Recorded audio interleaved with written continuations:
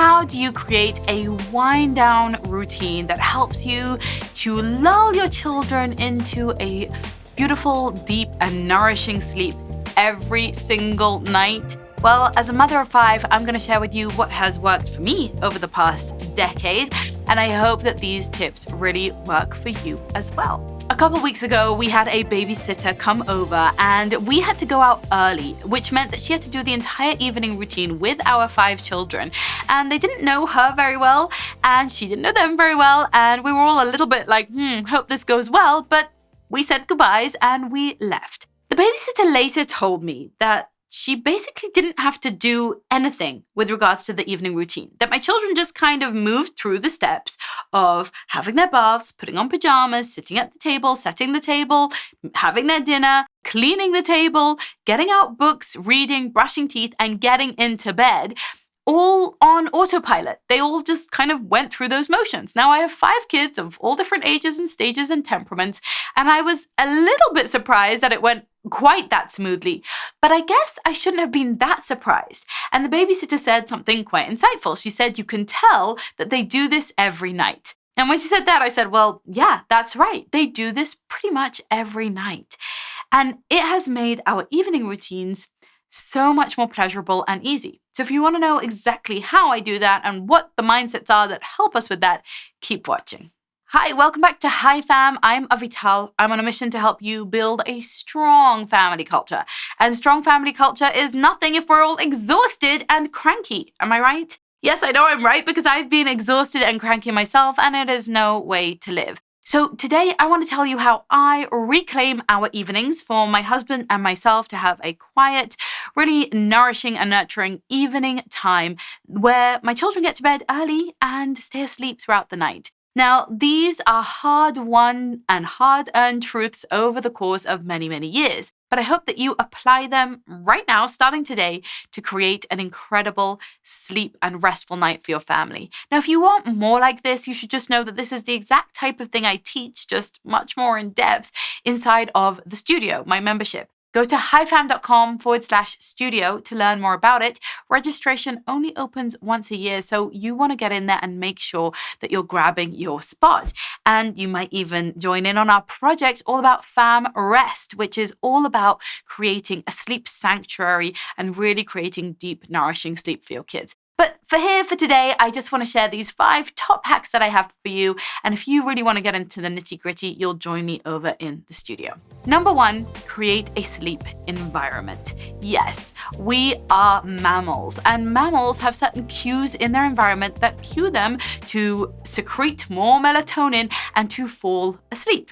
If the cues in your child's environment is not signaling winding down, then you're going to have pretty wired kids. They're going to be going wild, as so many of my students tell me is happening around bedtime. So what kind of cues are going to signal that sleepy time? Well, we want to create a kind of low light, low vibe, slowing down environment in the evening. We want there to be no sudden surprises like guests showing up or like the TV blaring. We want there to be low lighting with no blue lights, only natural or more orangey yellow vibe, warm style lights, but as low as possible. Perhaps you want soothing sounds or even soothing scents like lavender. The idea is that we want to use our environment as we do in everything, right? I mean, this is what I teach inside of my book, Reclaim Play. How to use the environment to induce play, and now we're using the environment to induce sleep. Because I think, why work double, triple, quadruple hard as a parent when you can enlist design thinking and use your space to cue things for you, right? I really see my home as a co-parent. So can you create a really sleepy vibe at home? Now, many of us have the opposite going on in the evenings. There are fluorescent bright lights on, we're cleaning, we're yelling, we're frustrated and grumpy at the end of the day. There's kind of high intensity, and that sparks adrenaline, which is the opposite of the sleepy hormones that we want to secrete at this time. So that low vibe is also within you, kind of relaxing your shoulders, relaxing your face, calming everything down, talking slower, talking less, talking in a lower voice, and creating a more relaxing environment. And that leads me to point number 2, and that is for you yourself to bring that relaxation from the inside out. I know it's so hard, much easier said than done, and I often feel like, sure, just go to bed, shh, right? Like I'm aggravated and tired and I have piles of laundry and piles of work to get to and I don't want to do another minute of parenting. But of course, that actually spikes even more reactivity and agitation from my children and does the opposite of lulling them into sleep. And so I want to recommend that you try to use your body, like I already said, the soft sound, the soft vibe, relaxing your shoulders, relaxing your face and your eyebrows and your forehead, just bringing in that relaxing vibe to your children. And also trying not to get triggered during this time, trying to regulate yourself. Again, I know this is easier said than done. I know this is the time of day that so many of us just feel done, right? So depleted, so spent. But in your own best interest to hurry your own opportunity to get to your bed, right? I want you to try to really set yourself up with the mindset of coming in warm, coming in calm, coming in relaxed to your children during this time. Now, in order to make that happen, tip number 3 for you here is to prep yourself for evening routine. Now, what do I mean by that? Well, for me, there's a pretty regular 4 p.m. shower happening because that's me being like, okay, I just have to wash off the day. I need to get myself into a better mindset. I need a few moments of self-care. I need to feel good in clean pajamas or clothes. I just want to come out feeling good and feeling ready and feeling set up to actually be present for my evening routine. I've had the whole day, I've been running around, doing my errands, doing my work, doing my housekeeping, and now I feel this internal rush and stress to just get these kids asleep already so that I can have some time to myself. But that's not actually how I want to show up. And often when I do show up like that, it would only prolong the process because there's this kind of dissatisfying give and take, right? Where they are not being lulled to sleep, but rather being agitated further. And so for me, in order to get myself in the right mind space, I actually take a little break just before we enter into our evening routine. As I said, that could be a shower. It could just be splashing some water on your face, changing your clothes, maybe taking 10 minutes to sip your cup of tea, maybe outside by yourself, going for a brisk walk if you're able to, right? Something that kind of symbolizes for you, okay, I'm moving from the day, from the homework, from the pickups, from all the different things I've done into my evening routine. And for this, I want to kind of bring that very calm, very centered, very grounded, very patient energy if I can. Now, you might be thinking, Avital, what do you mean you have a ritual to transition into evening routine? What does evening routine mean? When does that start? And yes, there is a fixed evening routine schedule for us. And what that looks like is something like everybody starts having their baths and showers. We sit down at the table to have dinner as a family. We read a book, we brush teeth, and we get in bed and do our tuck-ins. So that's what it looks like for us. You probably have a similar routine. Maybe it's not as fixed or as consistent for you, but that's actually the tip that I want to give you here is try to make it consistent. Now, you might want to just pause this video and actually write down, okay, what do we do and what time do we have to start? If I know I want my kids in bed at 7 every night, I know I actually need to start all those things I just said at 5 o'clock, right? That might seem crazy early to you, but yeah, you got to start hella early if you want to get to bed hella early, right? And you've got to make sure that you have time to read that book, right? To have the shower, to sit and have dinner together as a family. These are the types of things that we do routinely and that I really advocate for and that I teach inside of my membership because these are the things that strengthen us as a family. These are the things that provide stability and predictability and routine for our children.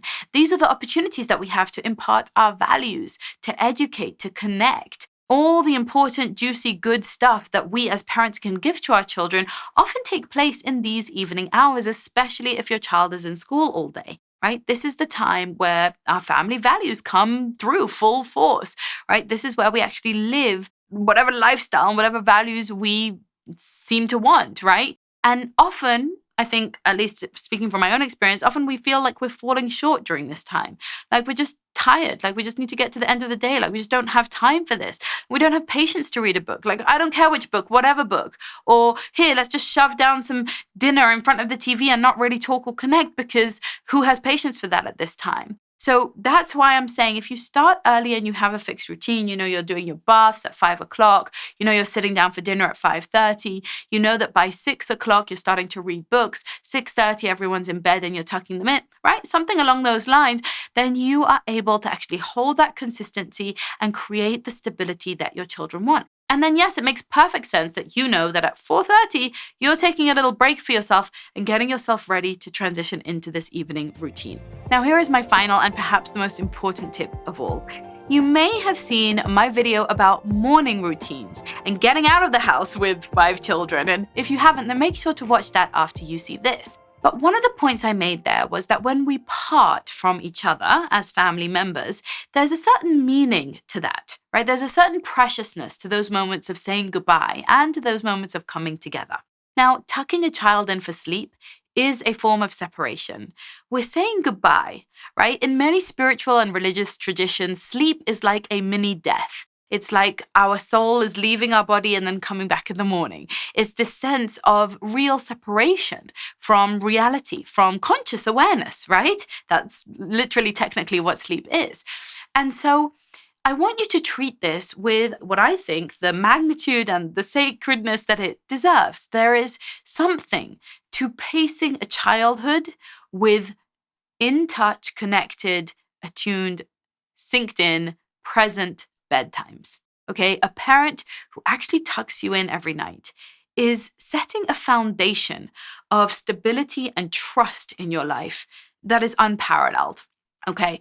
A parent who shows up night after night, or maybe alternating between the parents or however it is, a grandparent, right? But adults who love you, who are taking care of you, who are there for you regularly, and who separate and kind of send you off into dreamland with love and with connection, gives you a tremendous gift for the rest of your life. Now, I'm not saying you have to be the perfect parent or that you have to have a long, drawn-out bedtime routine.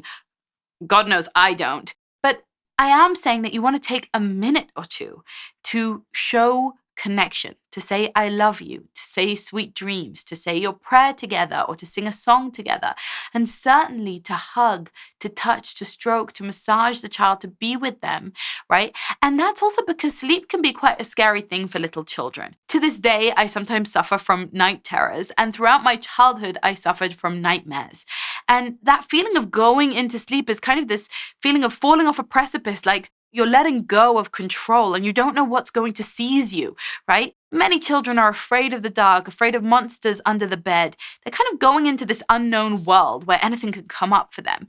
And there's something really beautiful and meaningful about our adult kind of sending us off into that sleep world with well wishes and with support and with expressions of love and connection. What's most important here, and sometimes most difficult, especially as your children grow older, is not to send a child to bed angry. Listen, we all get angry. We all send our child to their room or raise their voice or feel frustrated or just, I'm done with you. I'm going to bed now. I'm not available, right? That feeling of disconnect and anger and frustration with our child. That's normal. And no, it doesn't damage your child and it's okay. And every parent on earth does it. And if they tell you they don't believe them.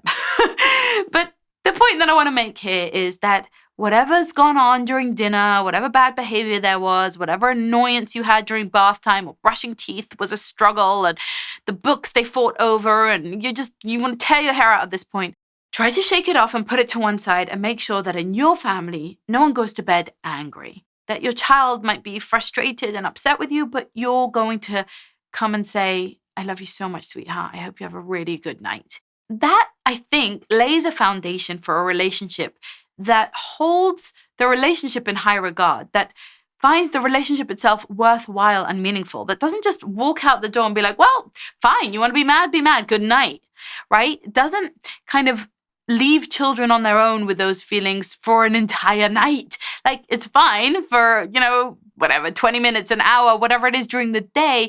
It's another thing to go through an entire night, and that sends a whole different message. That sends a message that we can just part ways mad, and whatever it is, and if you live forever with guilty feelings about that, then sorry, buddy, bad luck. Rather than the feeling that, no, we're invested, we're present, it does matter, and we can repair. So I have one child in particular who often gets really moody or really mad just before bedtime, throws things, calls names. And it's a big struggle for me to stay present and make sure that we get back to equilibrium, make sure that I at least express love and connection and calm to this child before they go to sleep. But it's something that I'm putting a big focus on, and I hope that might be inspiring or useful or helpful for you. This helps in one more way that's important to note. For many of us, when we lay our head on the pillow at night, we feel maybe a little bit guilty. Maybe like we didn't show up properly, we weren't present enough, we yelled, we punished, we were too busy with work. Something that just feels wrong or off. And I know so many parents walk around with a sense that they're not doing enough, that they're not good enough. They feel guilty that they might be damaging their children. And I'm not on team guilt. I want you to feel confident and empowered and happy as a parent. But putting that to one side, I think endings matter, right? The way things end matters. Like in a movie, we often remember the ending and the beginning. And so the ending of the day matters. And often, even if the day didn't quite go right, even if there were lots of fights or disappointments or frustrations, if the end of the day there's repair and connection, then the day was not lost. The day didn't go badly in the end. And you can lay your head on the pillow knowing that you did what you could, that you repaired, that things all came right in the end, and that everyone's okay and safe. And that can be a much better feeling for you as a parent to go to sleep with that in your heart. I hope these hacks have been helpful to you. There are so many more where that came from, but I want to tell you something. Having sleep and rest and a great evening routine and a great morning routine, and in general, having stability and a sense of control and capacity changes our lives as parents. You remember that story that I shared with you at the beginning of this video? That just goes to indicate how much easier parenting becomes when we establish clear boundaries, clear rules, clear routines, and we follow through with warmth and empathy and firmness and consistency. And that's exactly what I want for you. It's basically being a leader as a parent. And when you do that, no matter how many children you have or what temperaments they have, everything becomes much easier. If you like this, make sure that you check out the studio membership at highfam.com/studio and make sure to leave me a comment below on which tip helped you the most. Don't forget to press the like button and subscribe for more. Keep on living that high fam life. Bye for now.